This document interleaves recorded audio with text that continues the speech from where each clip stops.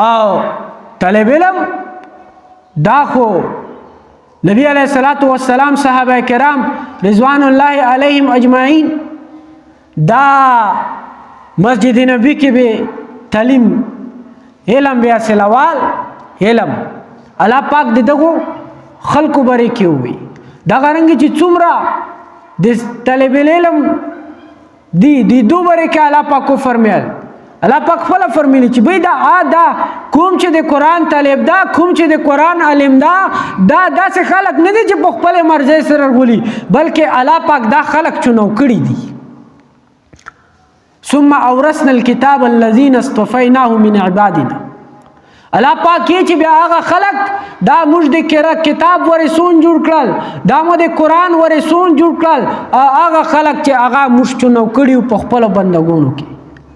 هر سړی او هر یو کس دا مدرسه نشي یلا دا قران نشي حفظ کولا دا د قران منو مطلب نه نشي ځون خبره ولا ها الله پاک دې دغه لیارې دې پر خلق چونو کوي چې به دا خلق دا چناو خلق ته چې الله پاک کوم خواش کی بیا الله پاک دغه خلقو د ثم اورثنا الكتاب دغه خلق الله یې چې موږ بیا ورسون د کتاب جوړو نو د طالب علم ډیر فضیلت تا طالب علم ډیر فضیلت تا کله چې یو طالب دا خپل کور نه وځي ا د الله علم چونکه علم د الله پاک صفت تا دی طلب کې دا اوزي بیا حدیث کې درومي چې په هوی کې چې څومره مرغۍ دي دا دي ته استغفار کوي په کورونو کې چې څومره میږي دي دا استغفار کوي او څومره چې سمندرونو کې میون دي دا د دغه طلب د پر استغفار کوي چې کچره دا طلب دا وتل مرغۍ دي ته استغفار وړي او سمندر کې میون د ته استغفار وړي دا غرنګي په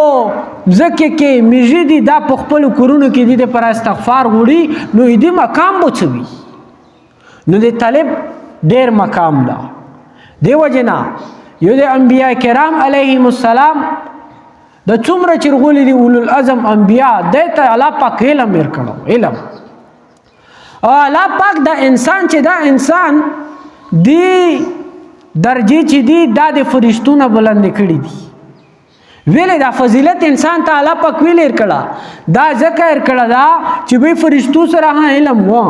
دا نه چې علم نه سره علم سره و خو لیکن دی هغه علم چې هغه محدود و لا یزيد ولا ينقص دی فرشتو علم دا نه زیاتدال او نه کمدال یو خو د علم زیاتدال نه او بل دا چې کمدال نه په وځي لوړ و خو لیکن د انبیاء علم د انسان علم دا یزيد ولا ينقص دا زیاتېږي په مخ خو لیکن دا کمیږي نه د انسان علم د انبیاء علم دا زیاتېږي خو لیکن دا کمیږي نه نو انسان ته په دغه وانجه منته الله پاک د فرشتو نه زیات فضیلت ورکړه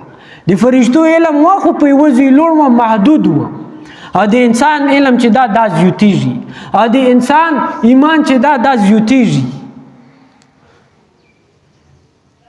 واذا تليت عليهم آیات چې کله الله یې چې دغه خلکو باندې د موږ آیاتونه تلاوت شي فزادتهم ایمانا به دغه خلکو ایمان زیات شي نو علم سره ایمان زیاتېږي ا د دې مشاهده خو نن هر سړی کول شي چې کله چې یو سړی چې ته دینی محفل کې وي یا دینی مجلس کې وي یا جماعت کې وي یا مدرسې کې وي یا چې ته بل پروګرام کې وي بیا دې ایمان کیفیت څه بیل وي خو چې کله به دا جماعت نه وځي هغه محفل نه وځي بیا دې تخیلات دا ټول بدل شي نو انسان علم چې دا محدود نه ده لا محدود دا زیاتېږي دې ایمان سره زیاتېږي خو لیکن فرشتو علم چې دا څه شو دا څنګه نه خالي فرشتو سره علم نشته فرشتو سره علم و ځکه هغه فرمایل چې سبحانك لا علم لنا الا ما علمتنا انك انت العليم الحكيم چې به مشته چې کوم تو الله ټول تعریفونه ته دې پر دي او نحن نسبح ونقدس لك موږ به تو تسبیح بیانو دي تو حمد بیانو دا علم وسره خو لیکن دا علم موجود خو لیکن د انسان علم چې دا زیاتېږي او چې څومره د انسان علم زیاتېږي هغه را عمر دې زیاتیږي، هغه را دې علم زیاتیږي. نو د طالب علم او یو د مدرسې طالب یو د دین طلبګار د دې فضیلت ډېر زیات تا. او بیا دا خبره زده کوي موږ وایو چې بھائی علم صرف دا نه دی چې بھائی صرف د نقوشو نما او د حروفو نما تو زده کړه بس ته عالم شولې. نن خو دنیا سکلرون وروتې دي که نه، یا چې ملاون داسې بیا پړونګ بیا ډینګ عجیبه خبرې شروع کړي دي.